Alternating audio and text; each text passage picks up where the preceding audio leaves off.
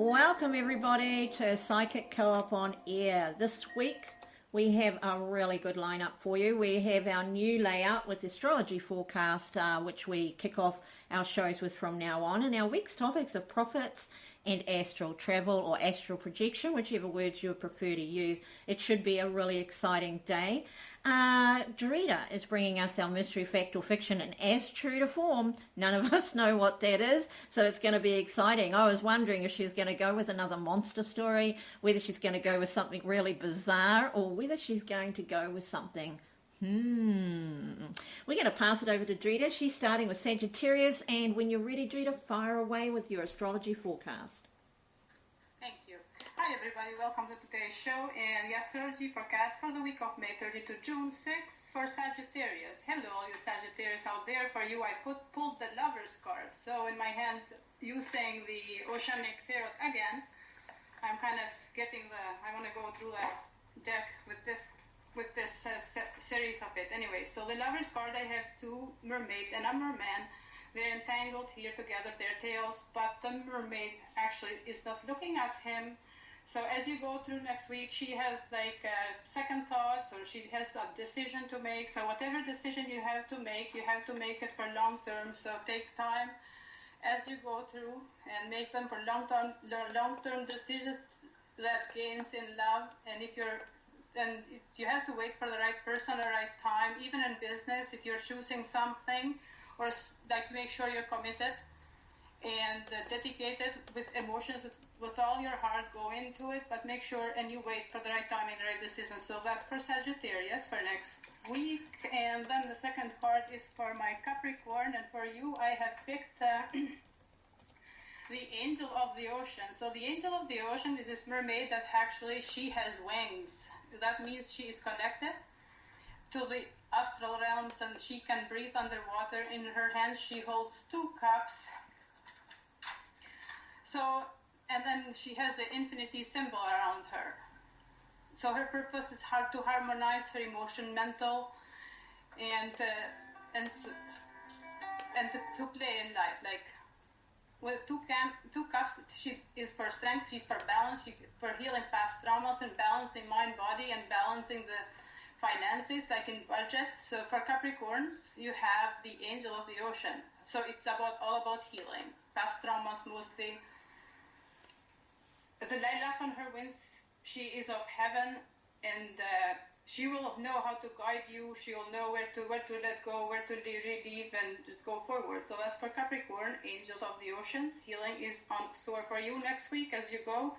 Past life, traumas, not so much, but past hurts, emotions, and all that. So for the next one is the Aquarian, and I have the Page of Cups. So the Page of Cups is all about meaning and imagination and companionship, outlines. It's about fun, being playful, being imaginative, and love. Finances too, they come up. As you go through that, you kind of, with play, don't put so much serious, don't be too stubborn or too serious on it. Just go with the flow as you go through your financial decisions. That is for the Aquarians. And then for the Pisces, for you, I have the Queen of Pentacles. So this queen is of kindness. She's queen of the planet. This is the affectionate, the generous woman, the helper, a lover, a nurturer of home and family. She's practical, down to earth. She reminds you to spend your time wisely and your money too. So just be careful where you put all your energy. Be hands-on, get involved with your family, share your knowledge where it's welcomed. Don't push it into people. Give help to people. Be generous with love and with children and animals more than anything else. So she holds a pentacle in her hand, and that reminds me, so just be graceful and be grateful and be ready to receive the Queen of Pentacles. She's like beautiful.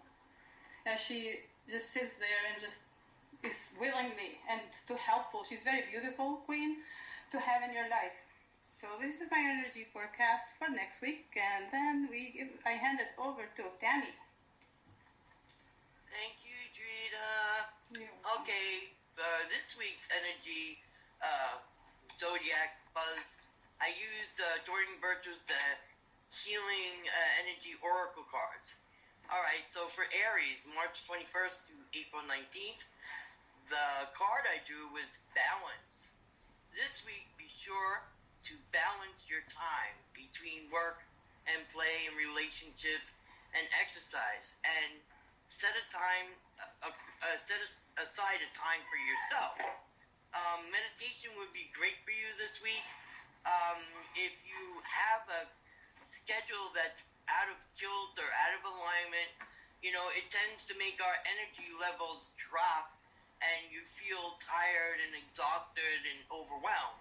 So you need to get your time organized and focus, get proper rest, and have balance in your life.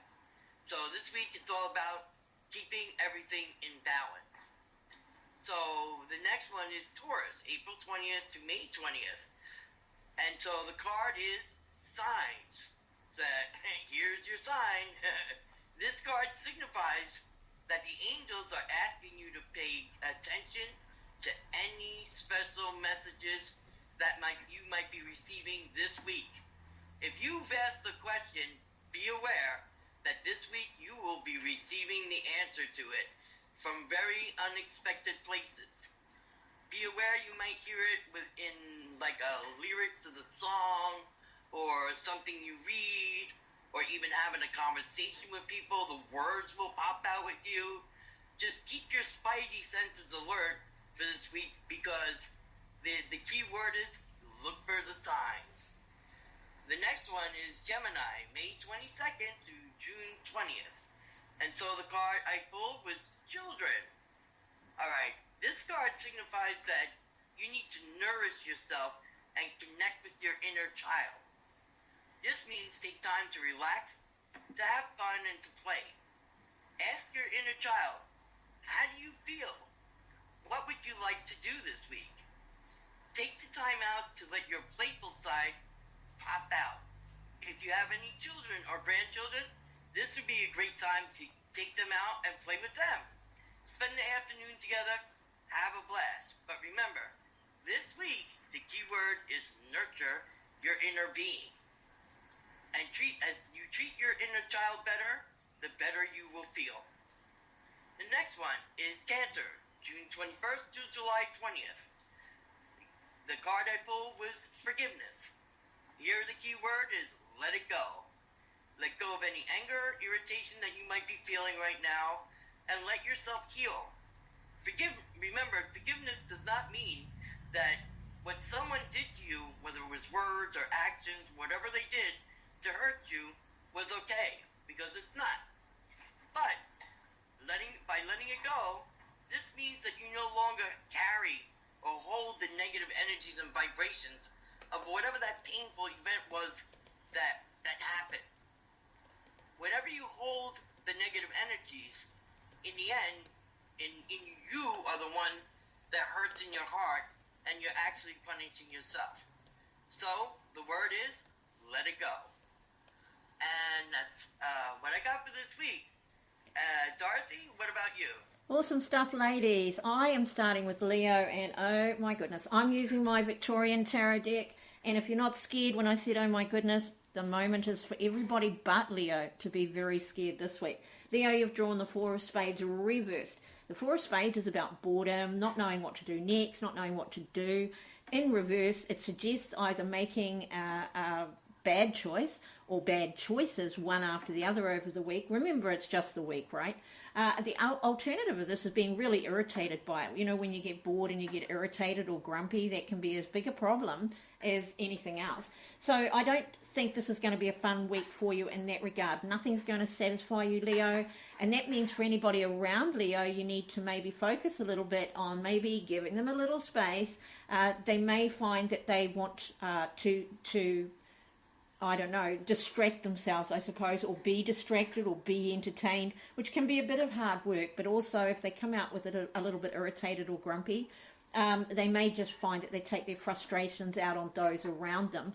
And so that's why it's important to listen to your forecast, but also listen to the forecast of the people that you are involved with. In particular, if you are at work or have returned to work, your employer, if you know their sun sign, your boss, your co-worker, if you're having a bit of a tough week with them, or if there's something that you need to discuss with them, listening to these forecasts could give you a bit of a heads up as to whether this isn't the week or whether this is the right week. When somebody's in their good place, they can be very generous, magnanimous, they'll give you more time. There's a time that it's worth asking somebody for help or to help meet your needs, and then there's a time when you probably should avoid it. I'm just telling you, this isn't the week to go for Leo and ask for their help this week, because they're not satisfied, they're not happy, and so you may find that you bear the brunt of that, whereas in a week their generous self might reappear. This week for you, Leo, though, that means that you're going to feel listless, nothing's going to work, you're going to get irritated watching telly, you're going to get irritated reading a book, maybe tromp around, prowl around, that kind of energy. The worst case scenario is that you make really bad choices just to give yourself your jollies. To have a jolly this week, you might do something risky, or you may overindulge in certain substances to just give yourself a distraction. So that's Leo this week. Next we have got on the cards Virgo. Virgo, you've got the 10 of Diamonds. This is a nice week. You're going to want to share time with people, friends, family, but it's a week of feeling like, everything is as it should be, which is quite a nice week for you. It also means it's a really great week, everybody, to ask Virgo for favours. So this is where this really comes to shine. This week they're more likely to say yes than no. If you want to have that difficult discussion, Virgo is going to be very open to anything that engenders that sense of well-being for them. That means if they feel like they're helping you, if they feel like they're contributing to your life in a positive way, this is something they will want for themselves this week. This is the week where they're sort of feeling all loved up, if you like, and that allows them to be generous with their time. The opposite of Leo, actually, allows them to be generous with their time, perhaps even their money. It even goes so far as, while there's restrictions on money lending and people saying yes or no, or maybe even somebody selling their home, you may not know that they're a Virgo, but if they are more likely to just give way when you get close enough. They're not going to be pedantic, and for Virgo that can be a real issue at times. So this week is going to be quite pleasant in that respect. If your spouse happens to be a Virgo, it's a great time to have any difficult or really futuristic conversations with them. If you're thinking about maybe changing your job or doing something differently going forward, now's a really good time to talk to your Virgo about it, because it's not that they'll be on board with everything, but they will want you to be happy, so they will be focused on the best way to do that, or even if it's possible, which is a really nice energy. We've got the Jack of Diamonds for Libra. Now, the Jack of Diamonds is just getting the job done. It's the heart, nuts and bolts. But if you're in the love zone, this is a great card. If you're talking to a Libra, if you are discussing